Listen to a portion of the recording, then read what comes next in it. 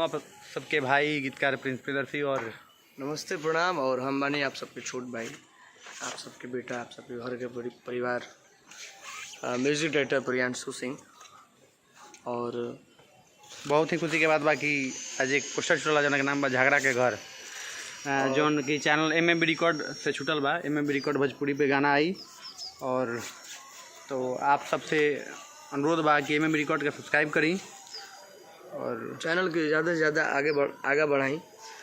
और आप सबके रिकॉर्ड मशीन यानी कि आप सबके पावर स्टार, आप सबके स्वर सम्राट पावर स्टार पवन सिंह भैया की आवाज़ में गाना बा झगड़ा के घर। एल्बम ही झगड़ा के घर बा। एल्बम ही झगड़ा के घर बा। और साथ में गौले बाड़ी पुनीता प्रिया। तो आप सब गौले बाड़ी पुनीता प्रिया, पवन सिंह, पुनीता प्रिया, प्रियांशु सिंह, प्रिंस प्रियदर्शी और वीडियो किए हैं पवन पाल जी। सब पी 5 पी। और प्यार आशीर्वाद सबका जैसे मिलते आ रहा है, इस गाने को भी मिले और इस गाने को भी बड़ा बनाइए। और उम्मीद है कि आप लोग हमारे उम्मीद पे रहेंगे, जैसे हम लोग आपके उम्मीद पे रहते हैं। तो गाने को बड़ा बनाइए और चैनल का लिंक डिस्क्रिप्शन में है, तो सब्सक्राइब करिए चैनल को।